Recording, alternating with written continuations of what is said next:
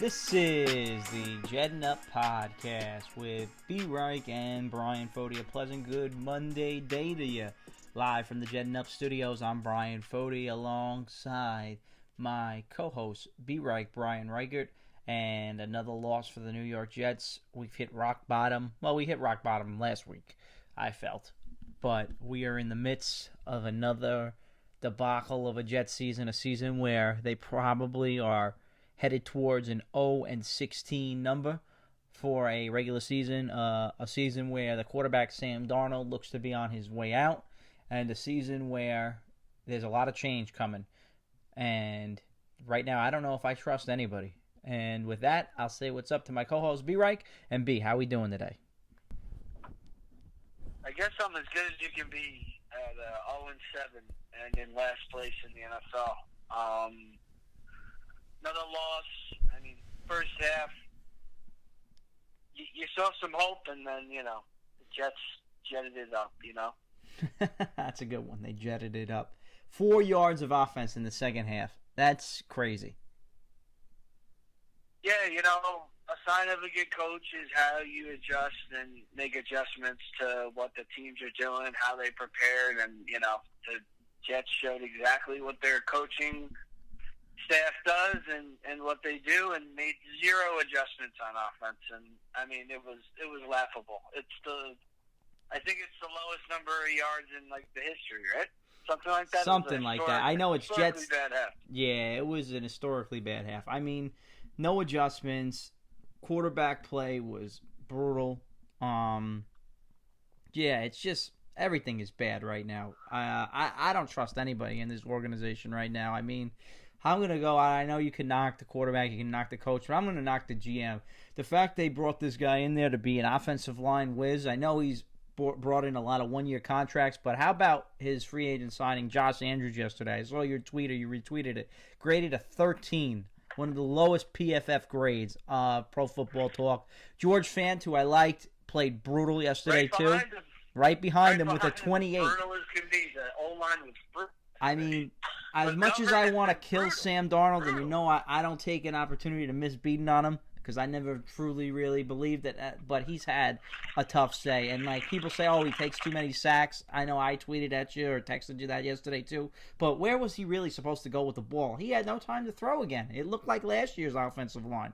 And it's just, at this point, the coaching staff, the organization, and it really makes me question, did they really believe in this kid? Because if you really believed in him to be a franchise quarterback, how did you not give him more? I mean, you're going to basically run this 23-year-old kid. He's going to be 24 next year, and he's older than Burrow. He's older than Mayfield. So these guys don't even really – he's just as old as they were when these guys were rookies. So he's coming in. He's a young quarterback, and they basically have given him no help, no coaching, and no offensive line. So how is he supposed to succeed? I mean, to me, it's just been an utter failure. And to sit here and say that you believe that the only thing that it shows me is that Joe Douglas couldn't have believed in him, because how did you handle this offseason if you signed all these one-year contracts? We talked about upgrading the O-line. I said give him a chance. You went nuts in the offseason when they didn't bring in the free agent. For Cleveland got Conklin. You were all over it in the offseason. But Baker Mayfield looks a little bit better, doesn't he? With some 5 touchdowns, some protection and time. Yeah, and look, even a whole different guy. Yeah, and I mean, if you really don't think that Darnold with time and actually having some weapons can carve up a defense, then you just don't believe in the guy, And I mean, I do, and clearly, people don't think so. So the Jets are going to be moving on because they're not winning the game, bro. I don't care if people are telling me that they're going to win, week 15, 16. They're not beating the Browns, and Belichick's not losing to the Jets. So. Yeah, I mean, I don't see where this team wins a game, but right now, I was a little bit more at ease with it when I saw, I figured, all right, if they get the number 1 pick, they could take Lawrence. I think you have to do that at this point, but they had Darnold in their back pocket. But I mean, if they're going to play like this and he's going to have no protection, his confidence is going to be shot. So how do you even move forward with the guy? Even if he wins them 2 or 3 games, I mean, you have to really see. But I just don't see how this team is going to win. But if they win 1 game, Like, it's amazing right now that you have like 6 or 7 teams that have one win. Then the Jets' strength of schedule would knock them down. Believe it or not, if they won a game, they'd have like the 7th pick. It's insane. Like, they're going to have to go 0-16 at this point. Absolutely. And you can't win one game. Yeah. You cannot win one game. And you know me. Obviously, some teams are going to start to knock each other off. But I mean... There's also going to be some teams that are absolutely awful this year. I agree. It looks like Atlanta is one of those teams. I don't know if they'll win a game. After yesterday with their brutal losses, the Jacksonville Jaguars are brutal. I don't know if they'll win another game this year. And believe it or not, I don't know if the New York Giants are going to win another game. I mean, you have those 3 teams. Minnesota, I think, should be able to get one. But you look at Atlanta, you look at Jacksonville, and you look at the Giants. I mean, and the Jets, and maybe you throw the Vikings in there. I think Houston will win. And you have no idea how many teams are going to be sellers around this deadline. I mean, I'm hearing, the Texans could be another team. The Texans, but they don't have a draft pick in the first round, so they gave their draft pick to Miami. Yeah, it's amazing. Miami may get the number 1 pick if Houston is brutal and doesn't lose. But I think they'll win. They play Jacksonville another time, so they'll probably beat them. But I think if you look at the Trevor Lawrence, I mean, it's scary. You know me, I never root for the Jets to lose. You saw me last year when you were saying draft pick. I was saying no, you got to win games. This year I'm really on the tank for the quarterback or just get the number 1 pick at least, because I don't know where this Jet franchise goes if it's going to be about the coaching hire, but I don't know who's going to want to coach this team if they don't have the number 1 pick. I mean, it's going to be such a bad situation to walk into. I know they have cap space, but you're going to have a quarterback that is lost in Sam Darnold that you may not believe in him if you're the new head coach. You're going to have a lot of cap space, but you're going to have a low draft pick. At least if you get number 1, the prospectus of drafting Trevor Lawrence in the cap room and everything in the picks make it a lot more attractive. Or getting a monumental haul. Yeah, if you believe in Darnold. Yeah, I think that job makes it. Then it makes it look a little bit attractive, and you can get a decent coach. And I hope the Johnsons How could you have any confidence that they're going to bring in a good coach? I mean, you see the owner; he has no idea what's going on. No idea what's going on. Well, the owner is putting his arm around Gase. I mean, seriously, what is he doing? Put this guy out of his misery. You saw that too, and putting the owner. What is he doing? He's not even calling plays. I know. He's not a special teams guy. He's not developing anybody. I'll give him credit, though, to the extent that he actually did give up the play calling. It didn't work. It didn't really matter because the team, the players. Of course, it's not like he could suddenly come up with adjustments. Yeah, but it's the same vanilla. It's the same thing. Yeah, you can't line up in the same stuff and just keep doing it over and over again. Yeah, they make adjustments. You have to adjust. Yeah, he don't make adjustments. You're sending 2 guys out on a route. What are you doing? It's mind-boggling.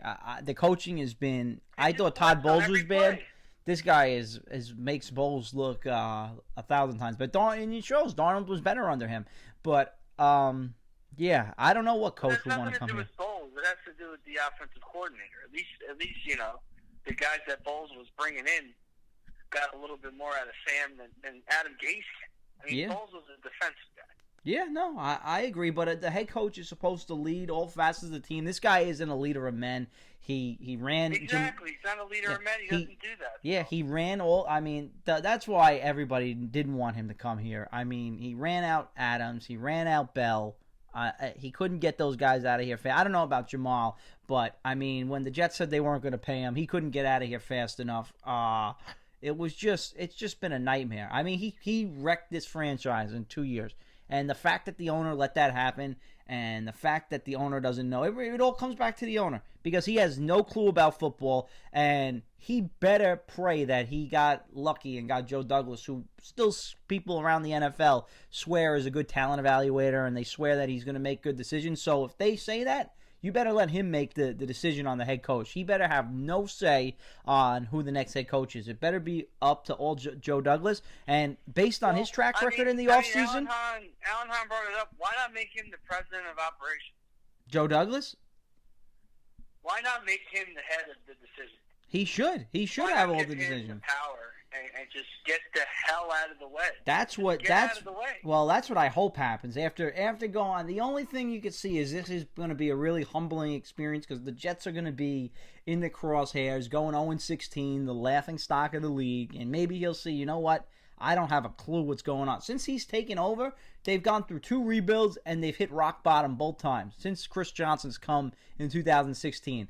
They lost the locker room. They blew it up. They tried to rebuild in 2017 with McCown. They drafted Darnold. They went for it, and then they're blowing it up again this year. I mean, he's been here for 4 seasons, and it's been a horrible record every year. The most wins they had last year was 7, and there's no way they're winning more than that this year. They're not even going to win a game this year, and that's crazy to me. I mean, how are they going to go like they're going to lose every game? It's pretty comical, but they're bad. They're bad.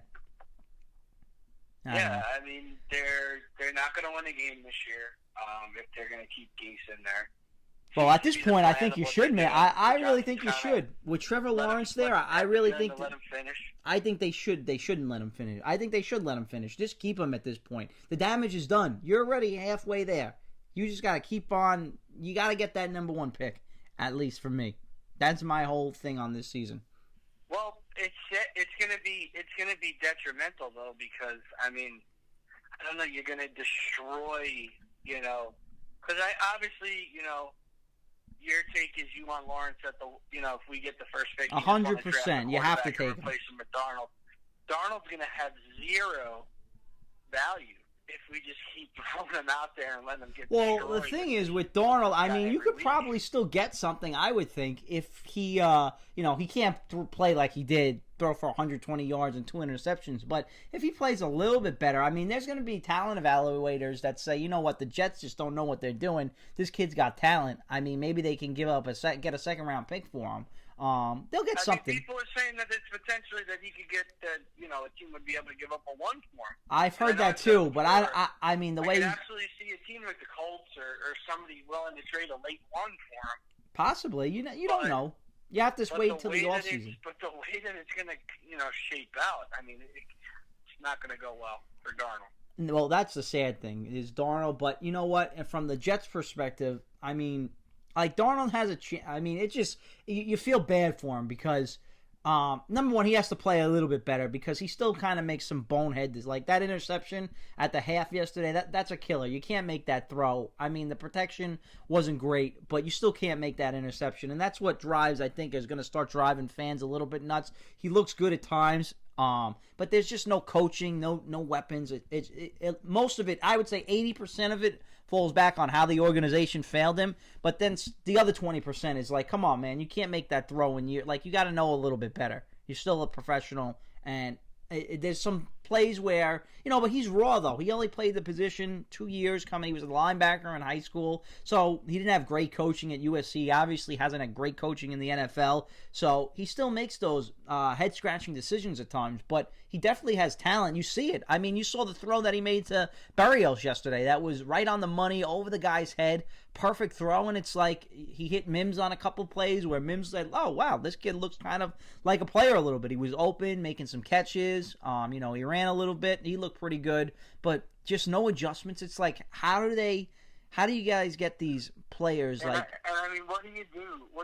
Like, you're in his shoes, Bryan. I mean, you listen to the play calls and you're like, this play isn't going to work. I don't believe in it. Then you hike the ball and, you're on your heels already. So now you got to play off your heels. I mean, you're 2 different quarterbacks with time, stepping up to the pocket, being able to make reads. And then you're a total different player when you're already on your back heels trying to make something happen.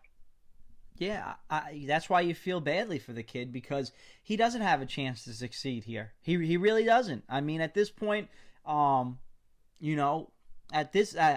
at this point, for him, he should just, try his best, and hopefully, I have no idea what's going to happen. If he wins a couple games, they won't have the number 1 pick, and I think they'll keep him and see what another coach does. But I don't know. I don't know where. How could they possibly win the game, though?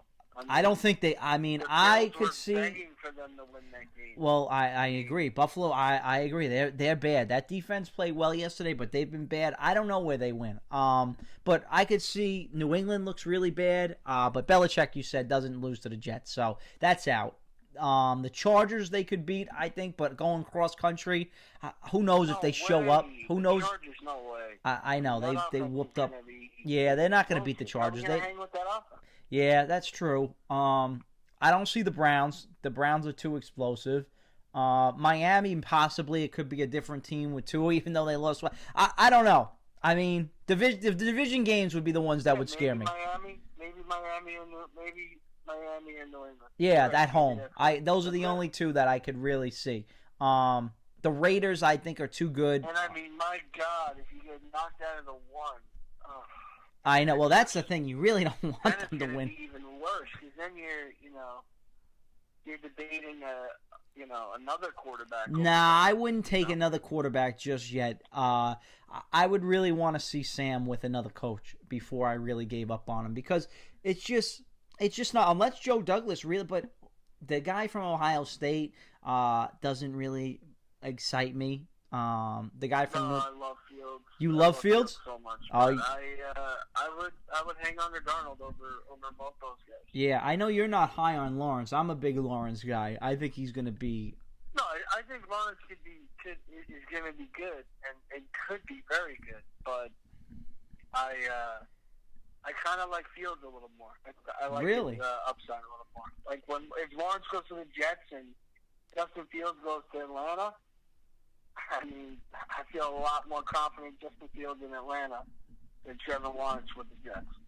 Yeah, but that's all going to depend on the next coach. And I think, you'll get a coordinator. If Joe Douglas makes that's going to be the first thing. I mean, before we got to figure out how this season finishes up with the Jets. And I'm sure in the offseason we'll dive into a whole bunch of stuff with that conversation. But the coach is going to be the most important thing, because how are we going to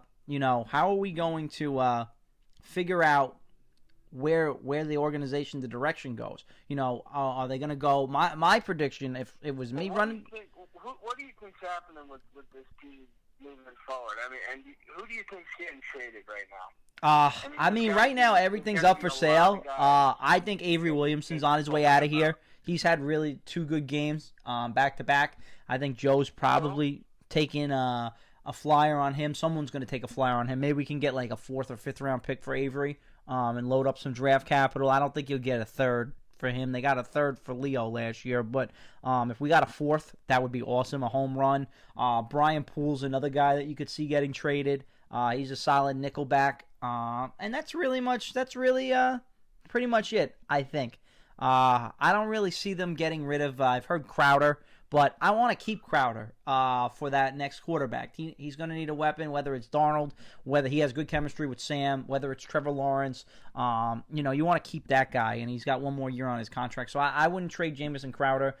Plus, he's been a little banged up, so I don't know. A team probably would take a chance on him, but they're not going to give you. I don't think you'll get a 2 for Jamison. But you'd have to think about it if you got something like that. But still, I would want to keep him, because eventually, man, you're going to have to keep some players to build around. Like, I've heard reports that they're shopping Quinnen Williams. I mean, as much as we don't like him, and I know he's played a little bit better, but yeah, they're shopping everybody. Yeah. But I wouldn't be surprised if a lot of these guys go. But I mean, eventually, man, you got to take some draft. You can't trade all your first-round draft picks. For Douglas. I mean, but I could see a scenario where someone maybe offers a 3 or a 4 for Crowder, and he goes. I could possibly see Williams being dealt for the right price. I think some of these guys are going to go. Yeah, I do too. The trade deadline is Election Day, November 3rd, so this would be definitely the week to see it happen, because, they're not really going to. Maybe they'll make a deadline deal on Monday on the 2nd, but I don't know. We'll see what happens this week, but I really do feel that they may trade. I think Avery Williamson will get traded. I do think that. I think the Pittsburgh Steelers, there have been a lot of rumors and reports linked to that because they lost their inside linebacker for the year. And he might just get traded so he stops talking about Gase. Yeah, I know. Bradley McDougal's been brutal. I've heard his name on the. I mean, anybody who is not on the contract. I mean, they got so many. I think they have 20. With a pulse, I think on the Jets is a potential. Yeah, I don't think Darnold will get traded. Possibly the rookie class. Yeah, I think the only ones, Darnold and the rookie class, are the only ones that may not be on the block for me. I think if they got offered a 1, I think they'd give up Darnold. See, no, I don't think they would do that just yet. You can't, especially them, at least my thinking is, you can't give up on Sam until you have Trevor Lawrence. That's just the way I'm looking at it. Until he's locked up and he declares and the Jets have the number 1 pick and you know he's in, and I know you're going to devalue him and you're taking a chance, I mean, I'm just not going to take that chance. Would you rather trade Sam for a 1 or a 4? I mean, I'd rather honestly, James Morgan. Yeah, I'd rather trade him for a. Do you think the Jets aren't going to have the first pick to take Lawrence? I have no idea. What if Flacco wins one game, dude? What if they do? You don't know. Play Morgan. Play more. You're right. You could probably play more, but why would you get? He's a rookie. Why not? But yeah, but if Trevor Lawrence says I'm not coming out, if he says I'm not coming out, then what are you stuck with? You're stuck with, you know. He's not going to do that. You never know. I would be. I like Sam Darnold enough. I like Sam Darnold. If we're gonna move on from guys, I want picks. Yeah. A perfect example, Leonard Williams. Another great example, Jamal Adams. Do you have any idea how the value of Jamal Adams would be plummeting right now with him going berserk at 0-7 in New York? Like, we would be lucky to get a 1 for him. Yeah, well, if you're gonna move on, you got to do it when the time is right. Yeah, well, I don't think you're getting a 1 for Sam Darnold right now. I don't think people are trading a 1. I think you could still get the same value you could. I'm saying if you could, I would say you would deal him. You'd have to think about it. I'd still want to see if he could play, though. If he's a franchise caliber guy, I mean, I don't think he's going to succeed with this coach, though. So that's why it's exactly. So there's no way that you'll be able to know that unless you're going to sign on for another year of Darnold. Which, if they have the number 1 pick, they're not doing that. Probably taking your boy Lawrence. I agree, but I'm not willing to give up Sam Darnold until I'm assured that Trevor Lawrence is going to be a Jet. That's just me. You could just have on your team. You could have him sit there. Yeah, but I'm not willing to give up on Darnold until I'm guaranteed that Lawrence is going to be a Jet. That's just my take on it. I would rather take the less of a draft pick in the future than something now and risk in not getting anything and getting burned, because that would just be the Jets' luck. That's the way I mean, they could go 0-16 the following year anyway. So nah, I understand that. But I'm saying 23 games of James Morgan, baby. Let's see it. Yeah. Let's see it. You're funny. Trevor can't outlast the Jets. Trevor. Yeah, no. I don't think he's. Pull an Eli, and we'll get a haul of a lifetime. Yeah, I don't think he's gonna pull an Eli or he's gonna stay out of college. He's stuck, man. He's a Jet. Yeah, I think because who's he holding? If he does try to pull an Eli, who's he holding out for? The Jags. You're going to a bad team. You know, it's not like you can't. Probably Atlanta because he's from Georgia. Yeah, but I don't even think That's why Roddy White's telling him to stay. Yeah, but I still don't even think. I think Atlanta's gonna. A buddy on Twitter instantly went, "You act like the Jets are gonna go 16 if they moved on from Donald and we're trying to get Lawrence." Exactly. They'd be 0-16 again. Yeah, no, I don't think the Jets. I don't know. This schedule is brutal though, so we got to Well, are we even gonna preview the Chiefs game? Because how are we even gonna win this game? How is the spread only 20.5? I was asking Jet fans last night on Twitter. People were saying it's got to be 25-26 minimum. It might be too low. 3 touchdowns. I know the Chiefs are going to run all over them. They're probably not even going to show any plays. But I mean, come on, their offense is just miles ahead of this team. They're gonna expect. Who's gonna cover Hill? It's going to be funny. Pierre Desir is going to line up against Ty. I mean, it's almost like a JV. I'm worried we're going to scare Eric Bieniemy away. I think that he's just going to see how bad this is, and he's really just going to say, I don't know. Well, maybe they'll put up a good fight for the future head coach. I don't know, but I doubt it. It's going to be rough. I mean, they're going to feature Le'Veon Bell. What do you think of Logan's play calling in the first half? I gotta admit, I give him credit. You know, he looks like my guy Spence from King and Queen. So I always throw those gifts out. People always love those. He He was actually pretty funny bouncing around a little bit. Yeah, High-fiving guys. yeah. I thought they played well in the brings first half. energy, unlike Gase. Yeah, no, he actually played. They played well in the first half. I thought they called plays good. They got into the red zone. I didn't like the 4th-and-1 call, the halfback draw. I thought that was a stupid call. They couldn't block a yard. So I would have thrown it there. It's so bad that we can't even really break down like position groups and like who does what well and stuff. We haven't been able to even get into that because the coaching's been so bad. But my God, like the run game is just so hit or miss. It looks great, and then all of a sudden it's gone, and like they can't run the ball at all. Yep. Like Gore's just running wild in the beginning, and then there's nothing there, right? When they make the adjustment, and the tight end. Why in God's name did they extend Ryan Griffin? It's like him and Herndon aren't even there. I know, it's unbelievable. That was a They might bad. have been the only team on National Tight End Day to literally have nothing to do with the tight end. And then the one grab he makes it to the legal formation. He can't make it up. Yeah, I know. I mean, I can't even bash him because he's played well through all the garbage. But, I mean, the Quinton Williams roughing the passer again.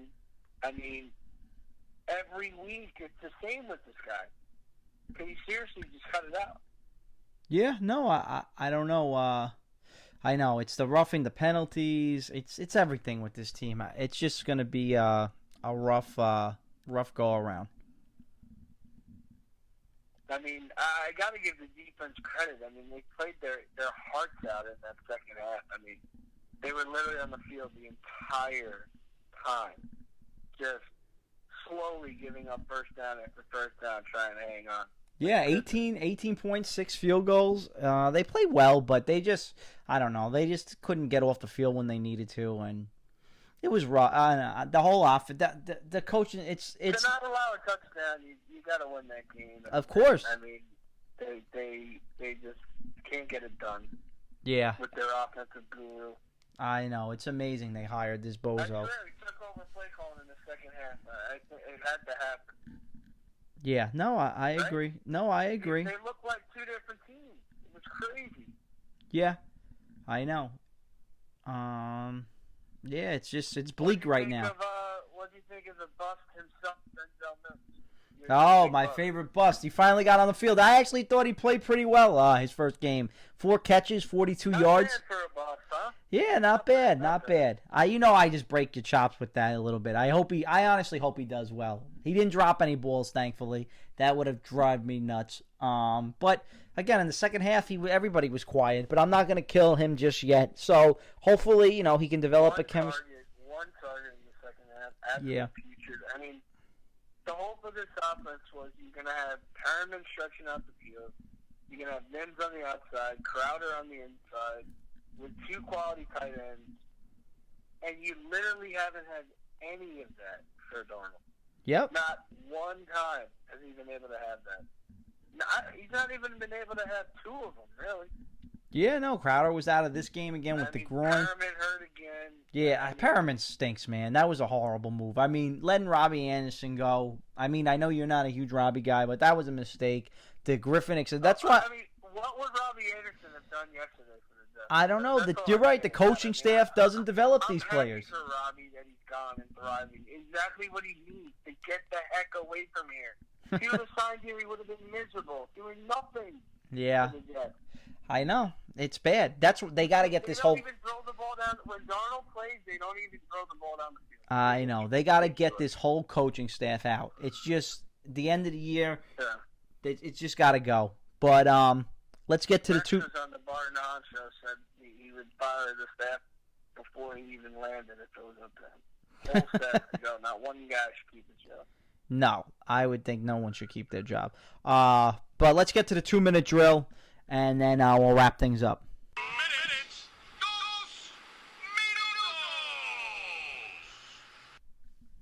All right, Bryan, I'm going to start it off. I got a couple questions for you. Who's your top candidate for head coach for next year? Oh, man, that's a good question.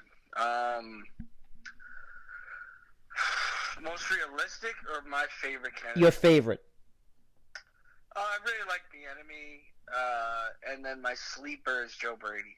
Okay, I like those. I like those. All right. If they do, in fact, go 0-16, could you possibly see them getting rid of Joe Douglas and Adam Gase together? No, I think they're gonna keep Douglas for a while. I think it's a little premature to think of that. Okay, and final question. Can Sam Darnold save himself with this coaching staff this year? No way. I mean, people keep saying, the best way for him to stop the Trevor Lawrence talk is for him to just, go out and do it. But if you just take a step back and you look at football and you look at this team and the roster and the coaching and everything combined, you just realize that he's not going to be able to do it. He really doesn't have a chance to do it. So I don't think it happens. I think that Sam's gone, and I think his better days are on another team, similar to Tannehill. That's a shame. All right, what do you got for me, big man? Man, I have a crazy feeling that the Jets could possibly be active in the trade market. Can you give me a trade scenario in which your boy Quentin Williams actually gets dealt? What compensation and where do you think he could end up? I personally think they'd be nuts if they traded him. But if he does get traded, I could see them, if they did give it to them, maybe a second-round pick and a team that could go after him. Probably a young team, or a team in the playoff hunt. I have no idea, really. Maybe I could see maybe the Ravens offering it too if they wanted to try to bolster the defensive line. I know they have a lot of pieces there that they could rotate in. Pittsburgh is always one. They could do those NFC North. Maybe Cleveland may want to jump in there. I think an NFC North team maybe. Okay. Question number 2. I heard some experts say that potentially the Jets may need 4 new offensive starters back to next year. Do you think that any of these guys are starting next year for the Jets? Besides Becton? I mean, the only one maybe, I think Fant has been so hit or miss, but I'm not really sold that he'll be back. I think they'll be aggressive with Dooney in the offseason again. I know Joe Douglas liked him last year. I don't know what New England's plans are, if they're going to re-sign him long-term with the franchise. So I think he's a candidate with the cap space. I like Van Roden. I think he's only really missed one block that I've noticed in that 4th and 1 where they got stuffed. I thought he's played all right. McGovern, they gave him a deal, but they could opt out of it. So I'm not 100% sure. I haven't really been that impressed with McGovern. I haven't really been impressed with this whole line. So really, I could see a scenario where they could have 4 new starters again. Hopefully not, but I'm not sure. Okay. You talked about, potential of Avery Williamson moving on, and that would probably leave them a little thin at inside linebacker.